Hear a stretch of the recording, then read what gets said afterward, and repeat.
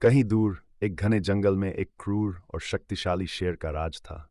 वह न सिर्फ बाकी जानवरों को डराता था, बल्कि बिना वजह उनका शिकार भी करता था। जंगल के सभी जानवर उससे बहुत परेशान थे, लेकिन उसके खिलाफ बोलने की हिम्मत किसी में नहीं थी। एक दिन कुदरत का इंसाफ हुआ।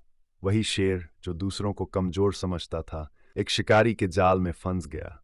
शिकारी ने उसे मार डाला और इस तरह जंगल के जानवर एक बड़े अत्याचार से मुक्त हो गए। लेकिन अब सवाल था कि जंगल का नया राजा कौन बनेगा। हाथी, लोमड़ी, भेड़िया और कई अन्य जानवरों ने अपनी अपनी राय दी। अंत में बंदर, जो अपनी चतुराई और फुर्ती के लिए मशहूर था, आगे आया और बोला, अब हमें एक क्रूर राजा की नहीं, बल्कि एक समझदार और बुद्धिमान शासक की जरूरत है। मैं सबका ध्यान रखूंगा और न्यायपूर्वक राज करूंगा। चूंकि बंदर सभी को हंसाने और उनका मनोरंजन करने में भी माहिर था, जानवरों को उसकी बात पसंद आई और सबने मिलकर उसे जंगल का राजा बना दिया। शुरुआत में सब कुछ ठीक चलता रहा।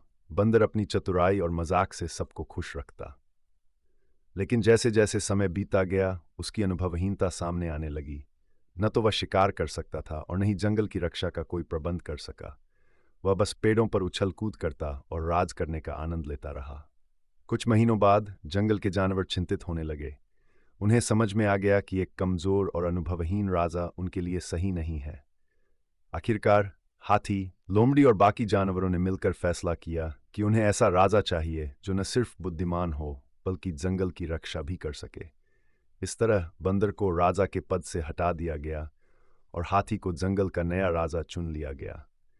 यह कहानी हमें सिखाती है कि केवल चतुराई और मजाक उड़ाने से नेतृत्व नहीं किया जा सकता। एक अच्छे शासक में न्याय, शक्ति और बुद्धिमानी का होना जरूरी है, वरना वह अपनी सत्ता खो देता है।